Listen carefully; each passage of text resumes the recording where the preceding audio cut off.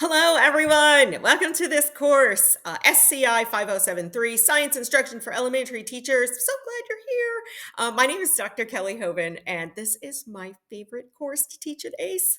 I love this course. So I'm happy to have you here, and I look forward to working with you.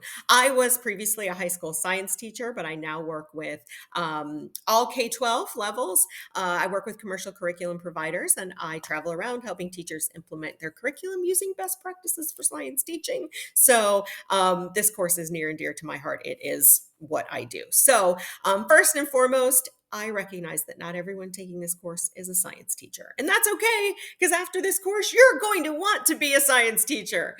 But no worries. We'll be making lesson plans, but I'm going to give you lots of resources you can draw from to make that process easier. So no worries at all. If you do teach science, we're going to start where you are, and maybe I'll make some tweaks to what you do now. So maybe we'll tweak some of your current lessons, or you can pick completely new lessons from the resources I provide. But again, I've got you. Don't worry. Plenty of ways to help you with the lesson planning to come. I do like to make videos in my courses to make connections between the assignment instructions and the rubric, but also ways to make the assignments beneficial and actually valuable to you in what you do, whatever that is, so that we can apply what we learn in the course to your own teaching situation. So today, I'm going to talk about assignment 1. Now, in a perfect world, I would show you my screen and walk you through some things, but our media recording Kaltura is not having that today. So you're just going to look at me for a bit, but I'm going to tell you what to look at as I'm talking so that you can actually refer to that. You can just listen to the tips as I go. So if you would go to assignment 1. I'm actually going to begin with the end in mind in a couple of ways. So I know where we're going in this course. So I'm going to help you lay some groundwork in this very first assignment that's going to make things easier for the 4 assignments to come. So if you go with me on this journey and the guidance I'm going to give you here, I promise it's going to make the upcoming assignments much easier. So let's start again with the end in mind by looking at the rubric.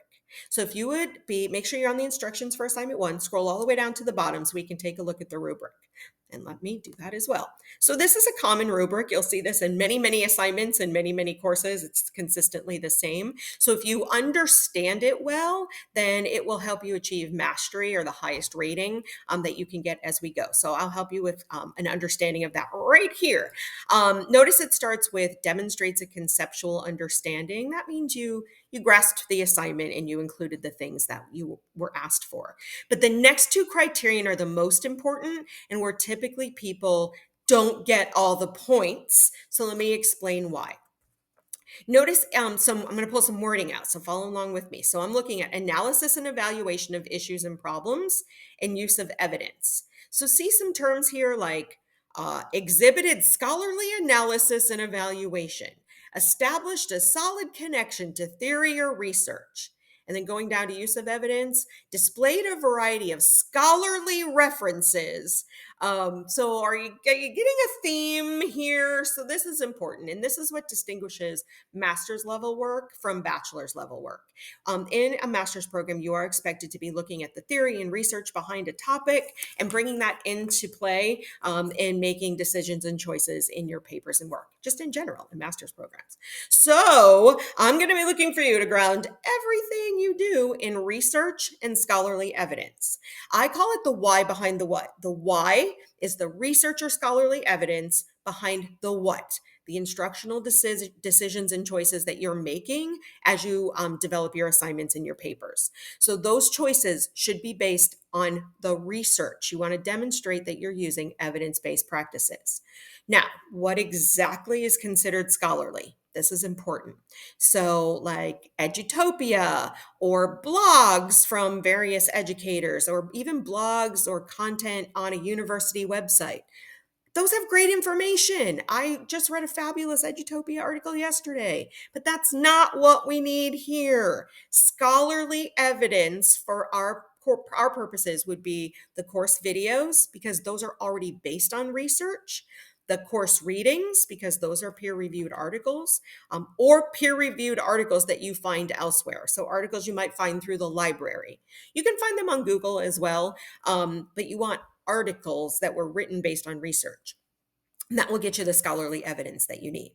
Okay, so that's a little more about the rubric and how to earn mastery in that regard. So now let's go back to the instructions for the assignment. Now, starting at the, let me go back to the instructions myself. Okay, starting at the top, for this assignment, you will research best practices in science instruction. How cool is that? And rate how well they align to current implementation in a school, preferably your own. You'll describe the best practices and summarize your findings in a paper. This is such a fun assignment. This is going to set you up for everything you do because we'll be implementing best practices in the remaining assignments. So in step one, you're going to use online resources to locate 10 to 15 best practices in science instruction. 10 is fine. You do not need 15. There is no additional value to writing about 5 more than 10. So use 10. 10 best practices. Okay, you guys, let me talk about AI for a second. I'm going to talk about AI in more detail in the next video, but some of you may be thinking, I'll just use AI and ask for 10 best practices in science teaching. Pretty please do not do that for a host of reasons. One, remember my purpose here is to help you make the next assignments easier. If you'd use AI to do this, you're going to get 10 super generic, old school best practices. It goes back, I don't know why, it goes back in time to like the 90s. That you'll get references to books, so you're not actually looking at those, and you won't be able to cite them properly because you didn't access them. And it'll be things that are before the next generation science standards. So all of that is a problem. You're not going to be set up for success, and you're going to have a hard time citing references. Please remember that citing a reference that you did not actually access is an academic integrity issue. So I know when you used AI, it's very obvious. So don't do that here. It's not going to serve you well in making the course easier. You'll just have to do the same research I'm talking about now later. So do it now. So follow this and you'll be set up for success. So let's focus on best practices from the next generation science standards. I make no assumptions going into this course, what you may or may not know about the next generation science standards. I love them. I'll just tell you now. But, and even if you do use them, you might not know how they came to be, or like what is the thought process behind them and what are they trying to accomplish. So we're going to dive into that in this course, and we're going to use it for all the upcoming assignments. So if you dive into it now and get that basic understanding of them, the assignments will be so much easier because you won't be trying to pull pieces without knowing why you're pulling them. So, right? Let's streamline this thing. So if you look from the instructions, you're researching these best practices, but then you're going to look at how they align to your school. So I'm going to give you a link below this video to a website on for the next generation science standards. You should be able to get much of what you need from that website. You're welcome to use other websites, but that will give you a starting place so that you understand the next gen science standards, including like the abbreviations and how to read them, because you're going to have to do that. So do a little diving into that. It won't take you long. It's not that complicated. But you can get most of your best practices from here. So think about, what are they trying to accomplish with these standards? In addition, for this course, you need a solid understanding of inquiry-based learning. So you can use the course videos and readings to help with this, but I'll give you a link to another article. You don't need to read the whole thing, but in the first 6 pages, it gives a really good idea of what inquiry is and what it isn't. So maybe get a couple of best practices from inquiry-based learning as well to help make up your 10. Okay. So in step 1 of the assignment, you're going to write a narrative about your 10 best practices. Just a couple of sentences for each. Explain it like I don't know what they are. That'll give you a good level of detail, and include a citation for each. You have to have gotten those practices from somewhere to show that you're using scholarly evidence. Okay, in steps 2 and 3 of the assignment, you're going to make a table, just a basic table. And in it, you're going to list those 10 best practices. Just list them in each row. You don't need any detail there. It's in your narrative. You don't need any citations there. You're just listing them. So just make a list of them briefly. And then in column 2, you're going to come up with a rating system of your choice, like 1 to 5. Be sure to tell me what the rating system is somewhere, so that you're fulfilling that part of the instructions. And then you're going to rate your school on how well your school or your grade level or your district, depending what your job role is, on how well they're doing in implementing those practices in column 2. In column 3, give me a couple more details behind your score. We're not doing this at all.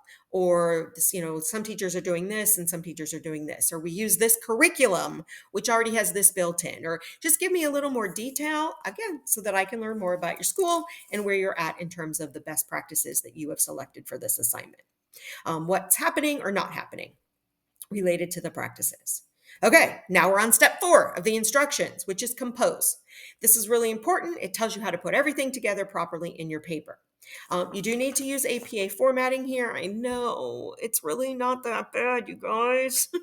But so we're going to get with it. I'll do a separate post about APA in case you need some additional support there.